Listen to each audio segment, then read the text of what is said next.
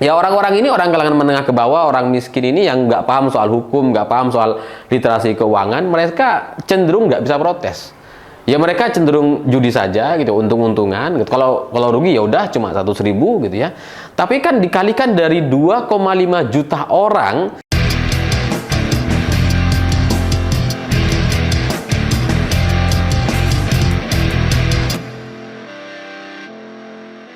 Selamat malam semuanya. Hari ini ada berita yang sangat-sangat menyedihkan terkait korban judi online. Memang ini bukan yang pertama, sebelum-sebelumnya sudah banyak sekali korban judi online, tapi kali ini ceritanya menjadi sangat menyedihkan karena yang menjadi korban adalah anggota kepolisian. Jadi ceritanya ada salah seorang anggota kepolisian diduga main judi online dan kemudian terjadi cekcok dengan istrinya. Istrinya ketika mengecek saldo ATM hanya tersisa Rp800.000, padahal seharusnya mereka baru gajian dan seharusnya itu mendapatkan Rp2.800.000. Dan setelah terjadi cekcok atau kemarahan gitu ya, sang suami kemudian diancam untuk segera pulang atau anak-anaknya akan dibakar oleh istrinya. Dan kemudian sang suami pulang, terjadilah cekcok keduanya dan berakhir sangat tragis sekali karena sang suami dibakar oleh istrinya sendiri. Dan belakangan kita ketahui ternyata sang istri juga adalah anggota kepolisian. Kita nggak ngerti bagaimana cerita keluarga ini, latar belakangnya bagaimana, tapi pada intinya, kalau sampai kemudian terjadi masalah dan sampai menimbulkan korban seperti ini bukan yang pertama. Dan ini kesalahan ini nampaknya sudah terjadi sebelum-sebelumnya, dimaafkan dan kemudian terulang lagi. Bagi saya, selain ini menyedihkan, juga mengagetkan karena yang menjadi korban ternyata juga adalah anggota kepolisian. Padahal sebelum-sebelumnya yang kita tahu yang menjadi korban dari judi online ini kan selalu adalah masyarakat dari kalangan menengah ke bawah atau bisa dibilang orang-orang miskin gitu, karena mereka bermain judi online dengan imajinasi atau harapan mereka bisa menjadi cepat kaya atau minimal mendapatkan uang lebih atau uang yang lebih banyak dibandingkan sebelum-sebelumnya atau bulanan yang biasa mereka dapatkan. Dan dari akibat judi online yang dilakukan oleh banyak orang di Indonesia, terutama dari kalangan menengah ke bawah, itu juga sebenarnya sudah dikeluhkan oleh banyak pengusaha karena kemudian membuat tren ekonomi masyarakat kita atau daya beli masyarakat itu menjadi sangat turun sekali. Orang-orang yang seharusnya bisa beli jajan, ngemil, beli barang, beli kebutuhan-kebutuhan harian, kemudian disisihkan untuk kepentingan judi online. Jadi kalau diibaratkan, judi online itu seperti penyedot uang dari kalangan masyarakat menengah ke bawah. Jadi uang-uang yang terlihat bisa diserap semua tuh.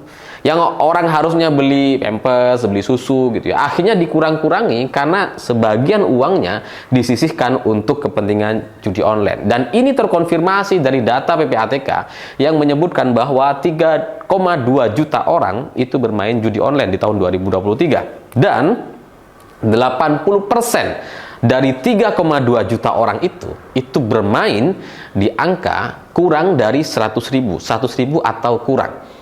Jadi bayangkan dari 3,2 juta orang yang bermain, 80%-nya di bawah 100.000 saldonya. 80% orang dari 3,2 juta ini ya jadi sekitar 2,5 juta orang gitu. Artinya dalam kesimpulan saya ada sekitar 2,5 juta orang miskin atau orang yang tidak mampu yang kemudian mencoba bermain di judi online karena saldo mereka di bawah 100.000. 100.000 kalau dikalikan 2,5 juta orang itu jadi sekitar total 256 miliar rupiah. Dan kalau kita melihat dari agregat total perputaran uang yang mencapai ratusan triliun dari judi online ini, itu bisa kita simpulkan bahwa dari kalangan menengah ke bawah atau orang miskin ini, dari 2,5 juta orang miskin yang bermain judi online ini, itu dimungkinkan untuk top up akun atau saldonya 100.000 itu lebih dari sekali dalam sebulan.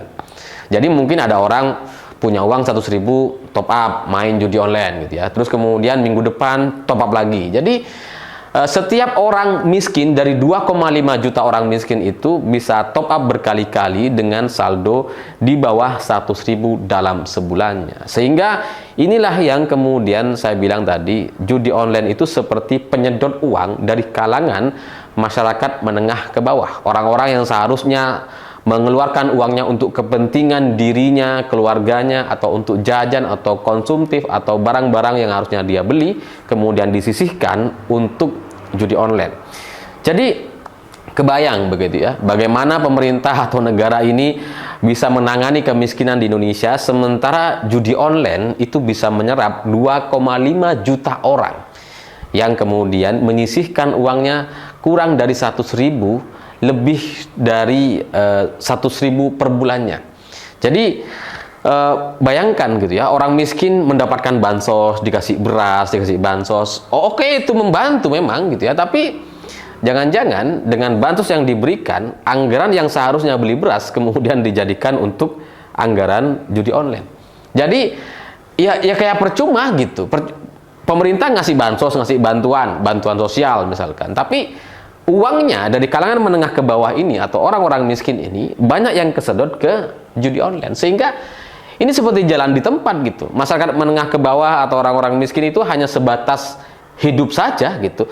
Yang penting mereka bisa makan. Kalau ada uang, kelebihan uang sedikit saja itu kemudian masuk ke judi online. Dan pemilik judi online kan adalah orang-orang elit yang ya orang-orang berduit dan orang-orang kaya raya di Indonesia. Karena ya nggak mungkin lah orang yang tidak punya uang atau tidak punya jaringan bisa kemudian punya bisnis judi online yang seperti ini. Dan sekali lagi, dari 2,5 juta orang miskin di Indonesia yang kemudian menjadi korban itu, ternyata di luar 2,5 juta salah satunya adalah anggota keluarga kepolisian yang kemudian hari ini menjadi korban dan meninggal dunia gara-gara permasalahan judi online. Pertanyaannya, apakah ini mau dibiarkan? Kalau sebelumnya gitu ya, mungkin yang menjadi korban adalah masyarakat menengah ke bawah, sipil, orang miskin.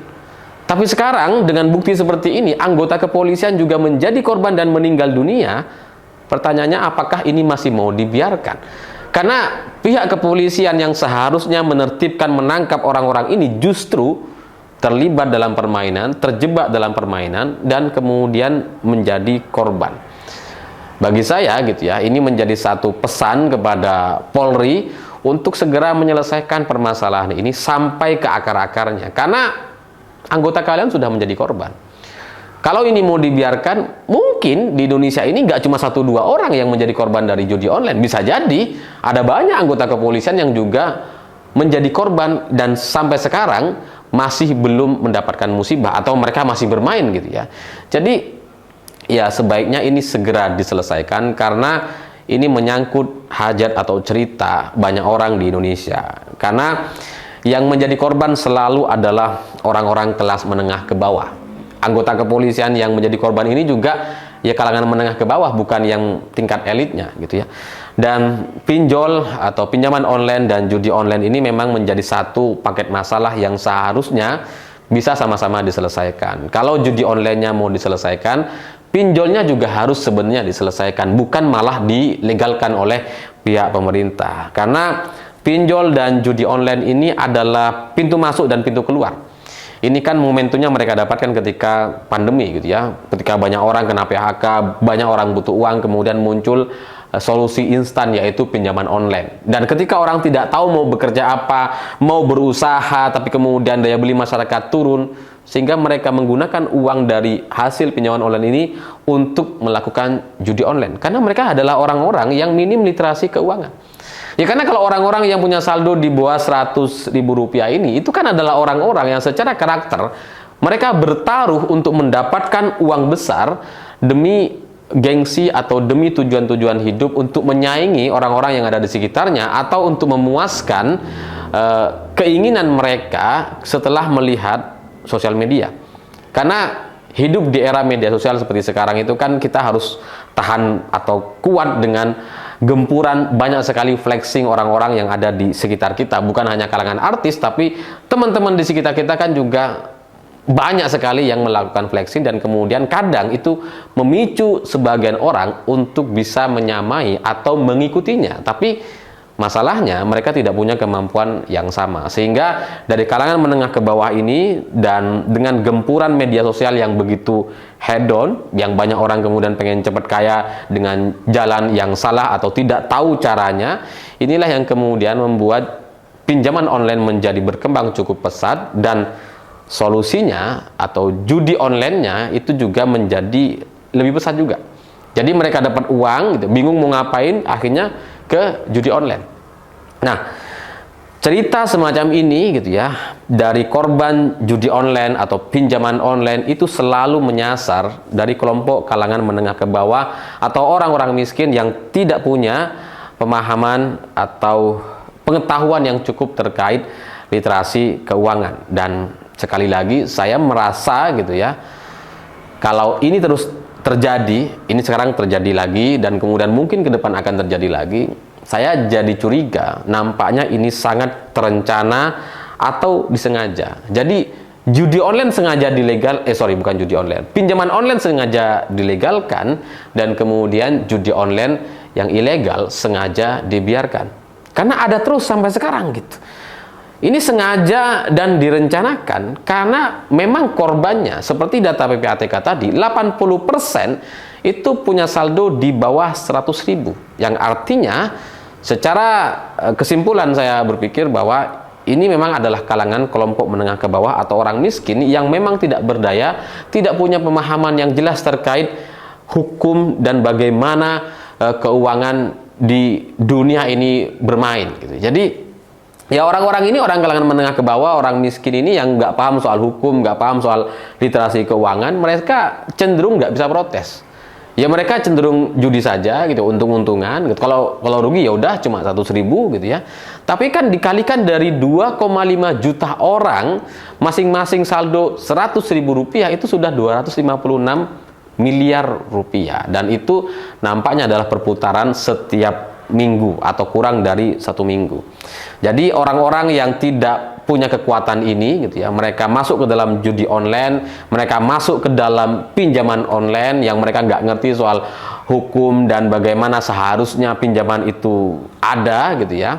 Mereka nggak punya pembanding dengan di bank-bank gitu ya, yang selalu dibandingkan hanya soal sulitnya minjam uang di bank tanpa melihat suku bunga atau rendahnya suku bunga dari pihak bank gitu ya. Jadi semakin orang tidak tahu, semakin orang itu miskin atau semakin tidak berdaya, ini semakin mudah untuk dijadikan korban pinjaman online dan judi online. Dan kabar buruknya, mereka kalangan menengah ke bawah, orang-orang miskin, orang-orang tidak berdaya ini adalah orang-orang mayoritas di Indonesia. Sehingga kalau ini terencana dan disengaja, maka rasanya orang-orang yang bermain di pinjaman online dan judi online ini adalah orang-orang yang punya backup, yang memang punya jaringan luar biasa di kalangan elit, sehingga mereka bisa mempertahankan eksistensinya selama bertahun-tahun, meskipun dari pihak pemerintah katanya sudah memblokir ratusan atau jutaan konten judi online.